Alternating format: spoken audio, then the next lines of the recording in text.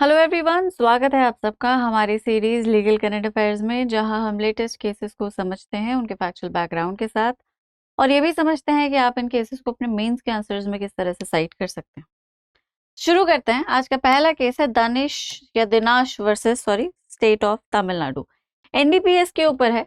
NDPS के तहत अगर कुछ सीज हो गया है तो क्या कोर्ट का जुरिस्डिक्शन खत्म हो जाता है?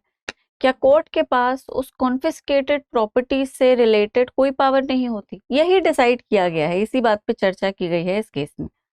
अब हुआ क्या कि ओनर दिनाश के पास एक रजिस्टर्ड लॉरी है 14 व्हीलर, जिसको यूज करके वो छत्तीसगढ़ से तमिलनाडु 29,400 की आयरन शीट्स को डिलीवर किया करता था। Now it was a very heavy workload which he had permission to transport, है ना, लेजिट था ये सब ट्रांसपोर्ट। अब 4 लोग थे जो इस व्हीकल को ड्राइव करते थे। कनन नाम दिया हुआ है, कनन है, देवा है, सेंथामली वलवन है और तमिल सेल्वन है। ठीक है। अब 14 जुलाई को एक पुलिस चेकिंग पॉइंट पे जो ड्राइवर है कनन, उसके सीट के नीचे कुछ गांजा मिलता है, राइट, अबाउट 1.5 kg। फिर सबको इंडिविजुअली चेक किया जाता है, इन चारों लोगों को, और चारों के पास गांजा मिलता है। टोटल 6 kg गांजा वॉज रिकवर्ड बाय पुलिस। अब चारों को इमीडिएटली अरेस्ट कर लिया गया। इन्वेस्टिगेशन शुरू हुई। इन्वेस्टिगेशन में चार्जशीट जो फाइल हुई इन्वेस्टिगेशन के बाद, वो इन चारों के खिलाफ ही हुई। ओनर का कोई भी इन्वॉल्वमेंट, उसके खिलाफ कोई एविडेंस इन्वेस्टिगेशन के दौरान नजर नहीं आया, तो पुलिस ने उस पर कोई भी चार्ज नहीं लगाया। अब प्रॉब्लम ये थी कि भले ही ओनर को चार्ज नहीं किया गया था, उसे क्रिमिनल सस्पेक्ट डीम नहीं किया गया था, लेकिन उसके व्हीकल को कॉन्फिस्केट कर लिया गया था जिसमें गांजा मिला। अब व्हीकल कॉन्फिस्केट हो गया, बिजनेस शटडाउन हो गया, उसे बहुत लॉस हो रहा था। तो उसने अंडर सेक्शन 497 भारतीय नागरिक सुरक्षा संहिता में एक एप्लीकेशन फाइल की कि भाई मुझे मेरी गाड़ी का एक इंटरिम कस्टडी दे दिया जाए, मुझे बहुत नुकसान हो रहा है। अब सबसे पहले वो स्पेशल कोर्ट जाता है। स्पेशल कोर्ट में रूल 2022 डिस्पोजल रूल्स, ठीक है, ये कुछ एनडीपीएस से रिलेटेड रूल्स बनाए गए थे। तो उसमें उन्होंने कहा कि ड्रग डिस्पोजल कमिटी है, वही सब डिसाइड करती है, और एनडीपीएस में जो व्हीकल सीज हो जाते हैं उन पर सीआरपीसी बीएनएसएस अप्लाई नहीं होता, उन पे उसी ड्रग डिस्पोजल कमेटी के जो रूल्स हैं वही अप्लाई होते हैं। So we do not really have power. वो मद्रास हाई कोर्ट जाता है। मद्रास हाई कोर्ट ने exclusive jurisdiction drug disposal committee को दे दिया कि whatever is seized under the act is to be decided by this committee, we have no power over it. तो basically they both said कि भाई NDPS का case है, interim custody court नहीं दे पाएगा। ठीक है। अब बेचारा सुप्रीम कोर्ट जाता है। सुप्रीम कोर्ट के क्या ऑब्जर्वेशन थे वो पढ़ लेते हैं। ठीक है। स्पेशल कोर्ट यहाँ पे, लोअर कोर्ट का ऑब्जर्वेशन हमने पढ़ लिया, सुप्रीम कोर्ट के जजमेंट। सुप्रीम कोर्ट ने होल्ड किया कि एनडीपीएस जो है वो एक पेरेंट एक्ट है ना। NDPS act is a parent act, और ये जो रूल्स हैं, narcotic drugs and psychotropic substances seizure, storage, sampling and disposal rules 2022, ये सप्लीमेंटल हैं पेरेंट एक्ट को, they can not substitute it. ठीक है।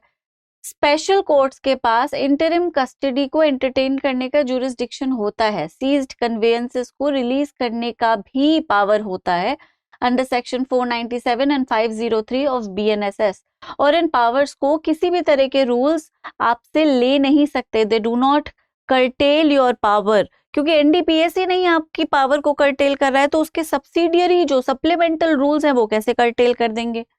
कोर्ट ने भी ऑब्जर्व किया कि section 60 clause 3 and 63 of NDPS act एक स्टैट्यूटरी फ्रेमवर्क क्रिएट करते हैं जहां पे कॉन्फिस्केशन को डिटरमाइन करने की पावर एक्सक्लूसिवली स्पेशल कोर्ट को दी जाती है।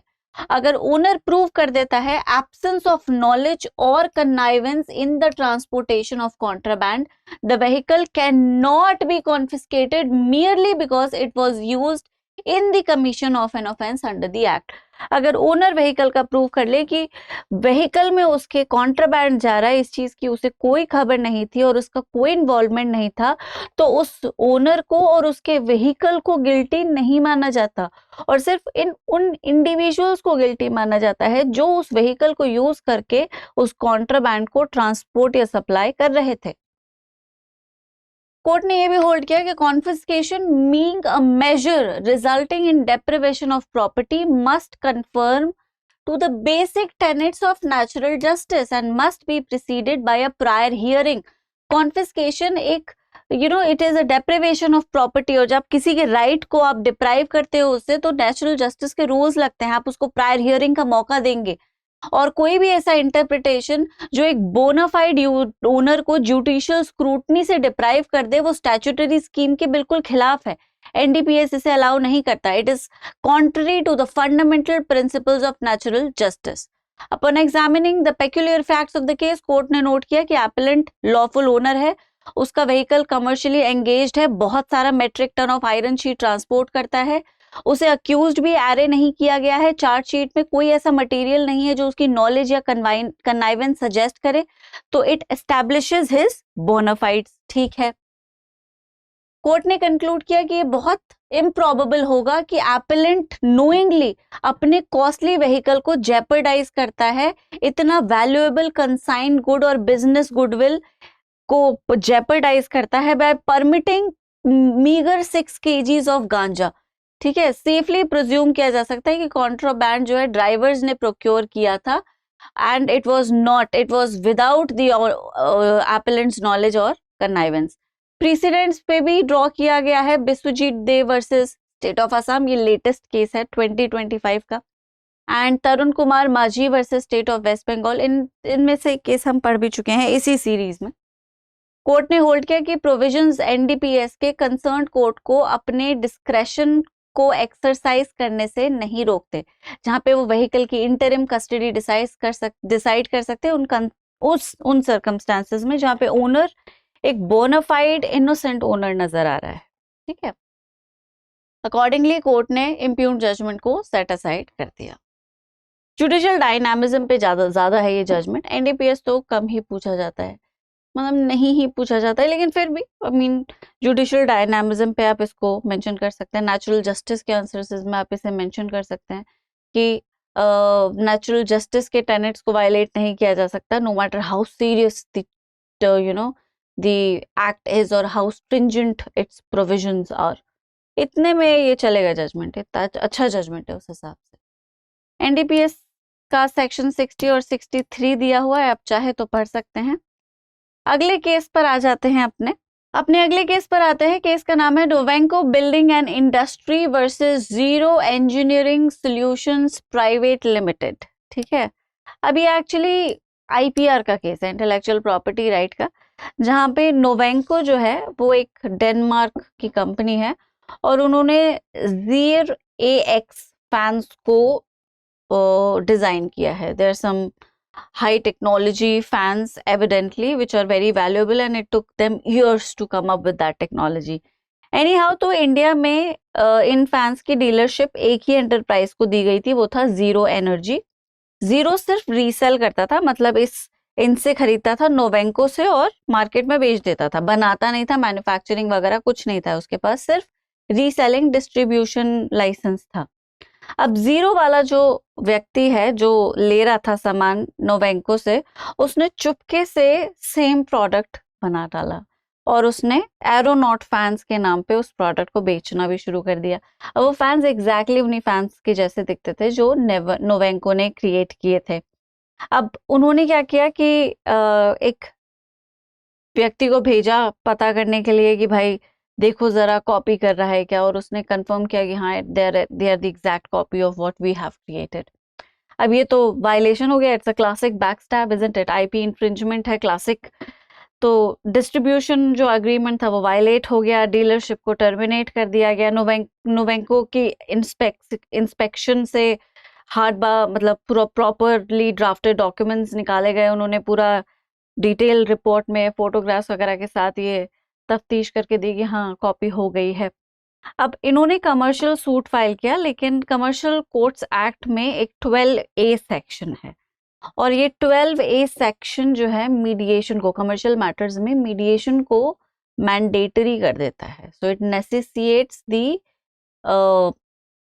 Process of mediation when it comes to commercial matters. ठीक है, 12A जो है वो इस मीडिएशन के प्रोसेस से एग्जेम्पशन देता है। मतलब अगर एक ऐसा केस है जहाँ पे अर्जेंट कोर्ट इंटरफेरेंस की जरूरत है, अगर मीडिएशन के लिए रुके रहे तो इरेपेरेबल डैमेज हो जाएगा, और जो रेमेडी जिसे सीख किया जा रहा है ऑल्टरनेटिव डिस्प्यूट मैकेनिज्म से, वो भी रिडंडेंट और इरेलेवेंट हो जाएगी। तो मीडिएशन की रिक्वायरमेंट को आप थोड़ी मतलब उसे पॉज कर सकते हैं, सस्पेंड कर सकते हैं, if you can prove to the satisfaction of the court that your cause was in fact just and you required an immediate remedy। ठीक है, अब उस जीरो एंटरप्राइज से कहा गया था कि आप इसे तुरंत रोक दीजिए, आपसे नहीं तो हम लीगल एक्शन ले लेंगे, you are infringing our intellectual property right, और लेकिन जीरो माना नहीं। ठीक है, तो they went to court to sort an urgent relief कि भाई इस इन्फ्रिंजमेंट, ये जो ऑन गोइंग कंटिन्यूस इन्फ्रिंजमेंट है, इसे रोकिए और हमें आप इंजंक्शन ग्रांट कीजिए। तो यही था आर्ग्यूमेंट्स की, डीले तो हो ही गया 6 महीने का, 3 महीने का और डिले हो जाएगा भाई, उससे ज्यादा क्या फर्क पड़ेगा, कोई फर्क नहीं पड़ेगा। So if you have waited for 6 months we can wait for 3 more months and follow what the procedure says and go for the actual route of mediation. Basically वो कहना चाह रहे थे कि 3 महीने और टाल देते हैं, क्योंकि जब तक मीडिएशन चलेगा तब तक कोई भी उनके ऊपर स्ट्रिक्ट एक्शन नहीं लिया जा सकता। जो इन्फ्रिंजमेंट हो रहा है, जो कॉपी वो बना रहा है, वो कंटिन्यू कर सकता है। That is what he was trying to seek. अब लोअर कोर्ट्स ने एक्चुअली अनफॉर्चुनेटली डिफेंडेंट्स की बात मानी और यही कहा कि नहीं, आपको मीडिएशन के राउट से जाना चाहिए, etcetera etcetera. Finally supreme court interfere करता है। ठीक है, और हम पढ़ लेते हैं कोर्ट के ऑब्जर्वेशंस।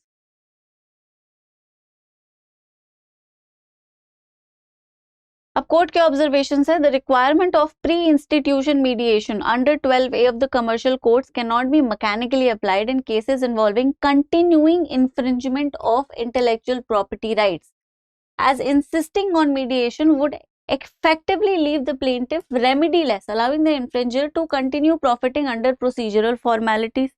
प्रोसीजर के कम्बरसम होने की वजह से जो इन्फ्रिंजर है वो फायदा उठा के उस वायलेशन को कंटिन्यू कर सकता है, क्योंकि भाई जब तक नतीजा नहीं आएगा तब तक उसके खिलाफ कोई एक्शन नहीं लिया जा सकता है ना। इस तरह के एक्शंस में जहां पे कंटिन्यूइंग इन्फ्रिंजमेंट को अलेज किया जाता है आईपी राइट्स के, अर्जेंसी जरूरी होती है, क्योंकि ऑनगोइंग इंजरी को रोकना है पब्लिक इंटरेस्ट में। डिसेप्शन जो लगातार चल रहा है, जहां पे लोगों को धोखा दिया जा रहा है कि ये प्रोडक्ट वहां डेनमार्क की कंपनी से आ रहा है, उस डिसेप्शन को रोकना है। और बस क्योंकि एक प्रोसीजरल फॉर्मेलिटी है जो एक मीडिएशन प्रोसेस को रिक्वायर करती है, आप लॉ को ही यूज करके लूप होल निकाल के उस वायलेटर को राइट दे देते हैं कि नहीं, अभी तो प्रोसीजर बाकी है, वायलेट करते रहो। That is what they were trying to do.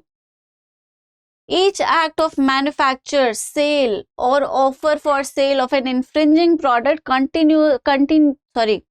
constitutes a fresh wrong and recurring cause of action।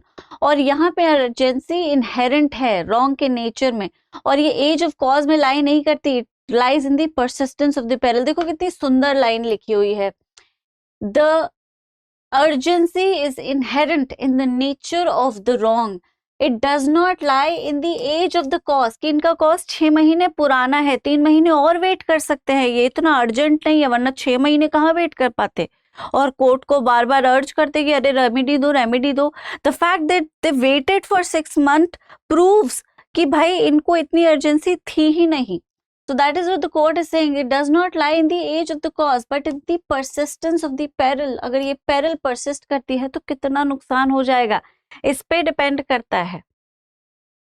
Intellectual property के जो डिस्प्यूट्स हैं वो प्राइवेट रेल्म के नहीं होते हैं। ठीक है, sorry, disputes are not confined to the private realm, as when imitation masquerades as innovation, it sows confusion among consumers, taints the marketplace and diminishes faith in the sanctity of trade, making public interest the moral axis upon which urgency turns। ये बड़ी अच्छी अच्छी lines इस judgement में लिखी हुई हैं, आप इसको अपने आईपी के आंसर्स में कोट कर सकते हैं, है ना, आप इसको कोट कर सकते हैं। मतलब बहुत ही कितनी ब्यूटीफुली कोर्ट में समझाया गया है।